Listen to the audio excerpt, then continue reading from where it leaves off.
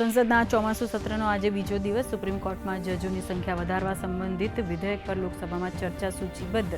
ગૃહમંત્રી અમિત શાહ રાજ્યસભામાં રજૂ કરશે રાષ્ટ્ર ગૌરવ અપમાન નિવારણ સંશોધક વિધેયક 2026.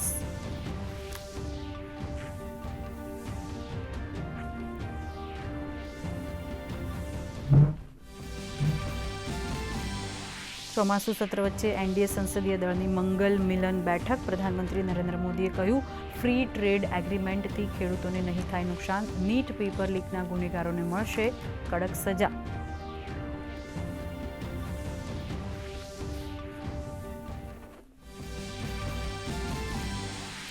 રાજ્ય સરકાર દ્વારા 28 આઈએએસ અધિકારીઓની મોટા પાયે બદલી. જૂનાગઢના કમિશનર પ્રભાવ જોશી અને પોરબંદરના મ્યુનિસિપલ કમિશનર એચ.જે. પ્રજાપતિને સોંપાઈ નવી જવાબદારી. તો સુરત સુડાના સીઈઓ સુથાર રાજ રમેશચંદ્ર અને ગાંધીનગરના જિલ્લા વિકાસ અધિકારી તરીકે ડી.કે. બ્રહ્મભટ્ટની નિમણૂક.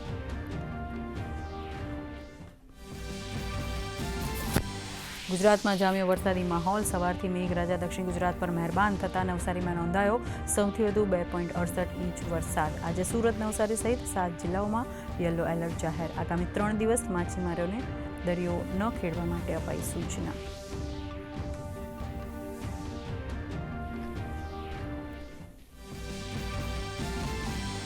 ઉત્તર ભારતમાં ચોમાસું સક્રિય. હિમાચલ, ઉત્તરાખંડમાં ભારે વરસાદનું એલર્ટ. પહાડી વિસ્તારમાં ભૂસ્ખલનનું સંકટ.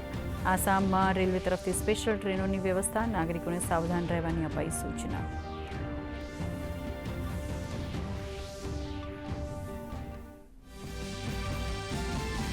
યુક્રેનના ઓડેસા બંદર પાસે એમવી ગોલ્ડન લિયો નામના વાણિજ્યિક જહાજ પર હુમલો. 4 ભારતીય નાગરિકોના મોત પર ભારતનો કડક સંદેશ.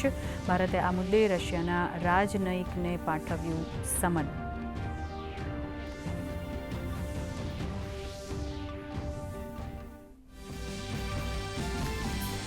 ભારતીય શેરબજાર રેડ ઝોનમાં. સેન્સેક્સ 77,400ની સપાટીએ, જ્યારે નિફ્ટી 24,000 આસપાસ યથાવત. સોનામાં ₹913 તો ચાંદીમાં ₹2,000નો વધારો.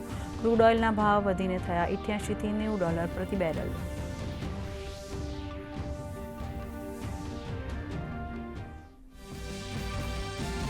અને ચીન ઓપન સુપર 1000 ટુર્નામેન્ટમાં પીવી સિંધુના નેતૃત્વમાં ભારતીય પડકારની શરૂઆત. જાપાન ઓપન ટાઇટલ જીત્યા બાદ સિંધુ શાનદાર ફોર્મમાં. ઈજા બાદ સાત્વિક ચિરાગ ટુર્નામેન્ટમાંથી બહાર.